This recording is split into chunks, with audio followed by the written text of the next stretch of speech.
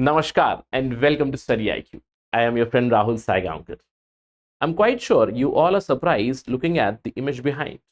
The image is the poster of the recent movie by Christopher Nolan, that is Oppenheimer. Now you have a question, sir, are we going to discuss about the movie? No. Are we going to discuss about the theme of the movie? Yes, we are going to discuss about nuclear energy. In fact, we are going to discuss the opposite concept that you saw in this movie. We are not going to discuss about nuclear fission, but our discussion is about nuclear fusion. Why are we discussing this? Because recently a lab in United States of America has repeated the experiment of nuclear fusion with positive yield or with positive output. So we are going to understand what exactly is the meaning of that. In this video lecture, we'll understand the nuances between nuclear fusion and nuclear fission, and we'll talk about why nuclear fusion as a concept, it is tough to achieve at a commercial scale. In fact, let's begin our discussion with a question, a simple practice question for you. What is the difference between nuclear fusion and nuclear fission? Discuss the prospects and challenges associated with the development of nuclear fusion based energy. To answer this question, you'll get very good fodder in this particular video. To get to know that, stay with me till the very end. All right, let's begin. But before that, there is a small notice for all the UPSC civil services aspirants. StudyIQ is offering its prelims to interview program for August month. It is starting from August 11, 2023 at 8 a.m. This would be one of the last batches being offered for 2024. So do not delay your decision. Join as soon as possible. Now you will be having a question, sir, why should I join this? Because this is the most comprehensive program where we will be hand-holding you through all the three stages, through prelims, through mains, through interview as well. It is designed at an affordable price. To get maximum discount, you can use my code Rahul Live when you check out. All right, do it soon. I'll see you in the class. All right, let's talk about nuclear fission and nuclear fusion. See, the terms itself, what is the meaning of nuclear fusion? Fusion meaning to fuse. Nuclear fusion sees a kind of interaction between two smaller nuclei which join together because of some input. Of course, we have to input some energy. It takes a very high temperature for fusing these two smaller nuclei into a bigger nucleus. Along with it, a huge amount of energy is released. This is called as nuclear fusion. Two nuclei coming together. The opposite concept is fission. Fission means breaking.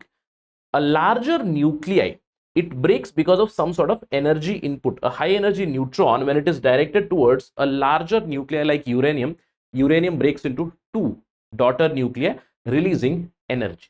So the two concepts are opposite. Of course, both of them, they need some sort of input energy to begin the nuclear fission or fusion reaction. But try to understand, in a fission reaction, you need high energy neutrons. But for a fusion reaction, what do you need? You need very high temperature, very high energy has to be inputted. Now the question is, sir, in both these cases, why is energy released? The concept behind that is the idea of mass defect or mass deficit. Now I told you in fusion, there are two nuclei. Now if this is M1, this is M2, the nucleus that is formed by combination M3, it would not be exactly equal to M1 plus M2. There would be some sort of mass deficit or a mass defect which leads to releasing this energy. The same concept happens here as well. Analogous concept where a bigger nuclei, when it breaks into two masses, M1, M2, there would be difference in the masses. Now, because of this mass deficit, whatever binding energy was there for this nucleus, that is released. All right. Right. Now, the question is, sir, what are the atoms or what are the nuclei that we see in fusion and fission? See, when we talk about fusion, we see smaller nuclei. These are the isotopes of hydrogen, deuterium, tritium. They combine to form a little large nucleus, that is helium. But in case of fission, there is a large nucleus, a single large nucleus like uranium, plutonium, which breaks into daughter nuclei. All right. Now, when we talk about nuclear energy today, you must have seen that there are so many nuclear power plants. Some are coming up in Maharashtra. There is one in Jaitapur. There is one in Kovada, etc. Already operational are there. For instance, there is one in Kudankulam. In India or anywhere in the world, we talk about nuclear energy, nuclear power plant. All those power plants are based on nuclear fission. They use fissile material, mostly uranium. Please remember, as of now, nowhere in the world, I'm repeating, as of now, nowhere in the world we have operational nuclear fission based reactors. There is no nuclear fission based reactor in or on Earth which is operational at commercial scale. Clear? Now, sir, then where do we see this nuclear fusion? Naturally, we do see nuclear fusion in the sun. That is the thermonuclear fusion reaction, where because of the heat input continuously hydrogen combines to form 1h2 deuterium. This combines to form helium. This again breaks. So this chain reaction is continuing in the sun, because of which we get a lot of heat energy and light energy. All right, now the question is that do we have any nuclear fusion experiments or reactors on Earth? Scientists are trying to work on this since 1930s itself. You do know that there was some sort of a technology race going on between USA and USSR during the Cold War period. Both of them were competing. First, they competed for nuclear fission. Both of them, they created nuclear weapons. Later on, the nuclear fusion based research was also going on. But the biggest problem with nuclear fusion is how are you going to control that reaction? First of all, it has to be sustainable, meaning for sustainable reaction, you need a lot of heat. Just look at this sun. What would be the interior temperature of sun? Probably millions of degrees Celsius. The outer temperature is somewhere around 6,000, 7,000 Kelvin, but the internal temperature would be somewhere around millions of degrees Celsius. So we need very high temperature, and very high temperature reaction substrate. That reaction has to be sustainable, and that has to be confined or controlled in a place, correct? And from that you have to extract the energy, you have to extract the heat using which I can run my turbine or generator. That's the basic idea. And for that, there is no viable model as of now. Some Russian scientists Igor Tam and Andrei Sakharov, they developed a model wherein using magnetic field, the plasma of nuclear fusion reaction, it can be confined in one particular space. And that model they suggested, or they gave name as Tokamak. Now this Tokamak, you must have heard, Tokamak is a magnetic confinement device or a magnetic confinement setup where strong magnetic fields are induced in shape of a torus. Torus means a donut. You must have had a donut. Now, if you see, there is a gap here, and this donut shaped magnetic field, it will help in confining the reaction substrate in that area itself. You need extensive cooling of the equipment. Apart from that, you also need heat extraction, because ultimately you need that energy to be used, say, for electricity generation. Right now, the most viable model that we have is Tokamak. This Tokamak, basically, it is an acronym. It's a Russian tongue twister. I'm not even going to mention it. It's basically a toroidal chamber with magnetic coils. All right. Apart from Tokamak, there is another alternative or another research which is going on. Tokamak is donut shaped or torus shaped magnetic confinement system for confining the plasma, the reaction substrate, at one particular place. But there is also research, or there is also work going on, the Stellarator. Stellarator is a different kind of, again, magnetic confinement method itself, but it is not exactly a donut shape or a torus shaped setup. All right, research is going on both of these, but as of now, the most viable setup or viable magnetic confinement method is the Tokamak method. And using this Tokamak itself, you must have heard about these news that China has successfully tested artificial sun. But again, for how long did the reaction run? Probably say 135 seconds or a few minutes, probably. Still, scientists, different nations, different facilities, they are trying to stabilize this reaction, because see, even if I'm able to create an area where the nuclear fusion reaction is running sustainably, then I need to extract that energy, and that reaction has to run sustainably, means for a longer time. Right now, the time is very less, be it China or say European Union. European Union has a European torus facility where nuclear fusion based experiments are running. UK itself is also building its torus facility. Plans have been unveiled for that. Many countries have come together. 35 nations have come together to build ITER, International thermonuclear experimental reactor. 35 countries have come together and France is building this ITER. These nations have an ambitious plan to showcase the technology for thermonuclear fusion reaction, where 500 megawatt of energy is going to be produced sustainably by the ITR machine, and the supposed or the date for achieving this has been dubbed as 2025. Slowly and steadily, ITER is under construction.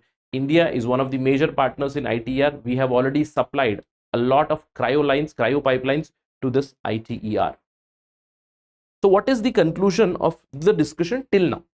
Till now, what we have understood is there is no facility in the world at the commercial level which is based on nuclear fusion, or there is no nuclear fusion reactor as of now at the commercial scale. All the nuclear power plants are nuclear fission based. And another problem associated with nuclear fusion is, to start the fusion reaction, you need to input heavy amount of energy to it. That means you need high temperature, you need a lot of heat to begin the nuclear fusion reaction. And later on, when the reaction starts, energy is released and we can think of developing a sustainable reaction. Correct? The problem is, many of these testing equipments that are going on, I told you about UK, I told you about European Union, I told you about China. Here, the input energy that is put and the output that has been extracted from the reaction or from the thermonuclear fusion is lower. All right. But for the first time now, United States of America and a lab there, it has said that they have run the fusion reaction with higher yield. Now, what is the meaning of this? Let's try to understand. US lab, the lab is National Ignition Facility at the Lawrence Livermore National Laboratory in California. They have created a huge lab where they are using more than 190 lasers. Now, this laser is going to provide heat for beginning of the nuclear fusion reaction, right? The lab looks something like this. Do not go on this particular picture, but because the lab itself is of the size of a football field, 192 lasers would be focused on a capsule containing hydrogen. And once it reaches that critical temperature, hydrogen will fuse. Thermonuclear fusion reaction will take place. And in this reaction, first time when it was run in December 2022. And at that time, this lab revealed that they gave input energy through the lasers of the tune of 2.05 megajoules on the target capsule. And what was the energy extracted, or what was the energy released because of the fusion reaction? It was 3.15 megajoule. Now, I hope you understand what is the meaning of higher yield. The input energy is lower than the output energy. That means now I am in positive, which is a huge achievement. And now on July 30th, the same lab has repeated the results, and according to their statements, the numbers have not been released yet because they are still analyzing the data. They have confirmed that the yield is much higher than the December experiment. Now you are thinking, sir, this is too much technical. I want to understand the significance of this, because this looks like any other scientific experiment. What is the significance of this? Now, if you look at the world record for fusion power, before US lab, before this particular lab, was held by the European Tokamak jet in 1997. Now, this facility, the Joint European Torus, it produced 16 megawatt of fusion power, but the input power for running this fusion reaction was 24 megawatt. Now, you do understand that if you are giving more amount of energy and extracting less amount of energy, that does not make any economic rational or even scientific rational here. From the experiment perspective, it is very fine because the output is lower. The input is higher, the output is lower. But now, this particular facility in December 2022, they said that they have given input power of 2.05 megajoules and the output power is 3.15 megajoule. That means now we are in positive. We can extract this energy. But do remember, whatever data they gave even in December 2022, it did not factor in the amount of electricity that was provided for the lasers, for 192 lasers, which is basically dubbed at somewhere around 300 megajoules. All right. So now you must be thinking, sir, So this does not make sense because still we are in a very nascent stage in nuclear fusion. But you need to understand why there is so much of hue and cry about this, because this fusion technology, it can be answer to every problem that we have. We talk about coal based power plants, we talk about nuclear power plants, right, which are there right now, which have threat of radiation, right? We talk about air pollution, water pollution, etc. If we head towards the fusion technology, it is going to give us perpetual energy. It's like creating a mini sun on earth, a mini sun especially for energy itself. Then more energy than fission we can get it, right? Fission itself is not sustainable because for fission, say you need uranium. Now how much uranium do we have? It's exhaustible. But imagine how much hydrogen do we have, how much smaller nuclear do we have? We have in large quantities. We can run these fusion reactions, I would say, perpetually. There is no byproduct which is bad for the environment. There are no greenhouse gases, there are no radioactive waste. So there is no need about this disposal or the problem of global warming, climate change, etc. If we are able to achieve perfection with the nuclear fusion reactors, then a lot of problems would disappear. Environmental problems, energy related problems. The entire world would be energy secure. Now you are thinking, wow, this is great. Sir, when will this happen? I told you, we are still in the nascent stage. Attempts are being done now to master this fusion since 1930s, and in the last 80 odd years, we have been making slow and steady progress. We have understood how to confine the plasma, but still we have not yet achieved that engineering viability. Right now we are yet to achieve even scientific viability. Meaning, what is that scientific viability? I need to give less input and I have to get more output out of it. We are still not there.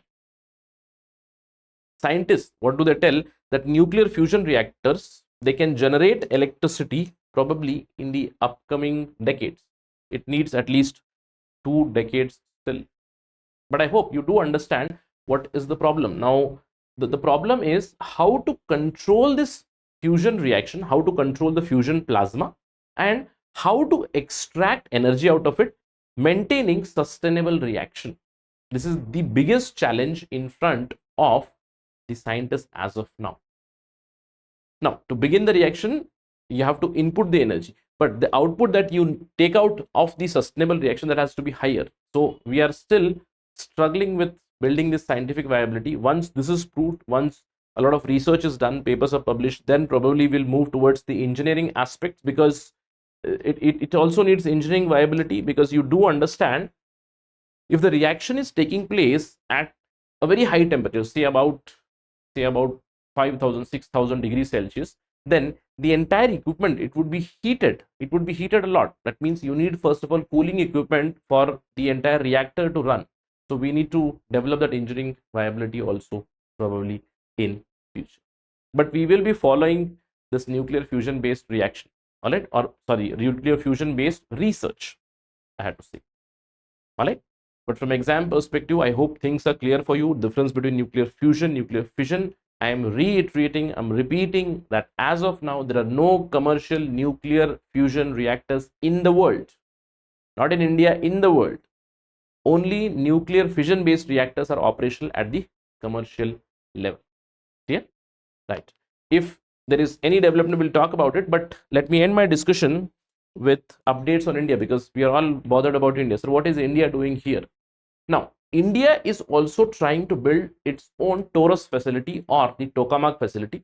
India had first tested the SST-1, India's first nuclear fission reactor SST-1, the Tokamak Aditya-1, which was operating at the Plasma Research in Gujarat.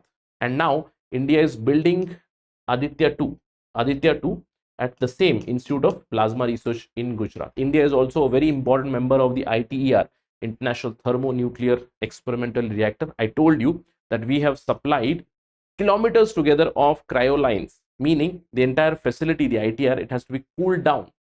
For cooling that, we have supplied cryo pipelines where the coolant would be passing and heat would be taken out from there. So India has been a partner there. India is building its own Aditya 2 as well. So if there is any update on this, we'll talk about that as well. Thank you for watching this video, and if you have liked this video, you can always follow me on this particular ID @ Rahul Sai 222. Thanks again. Jai Hind.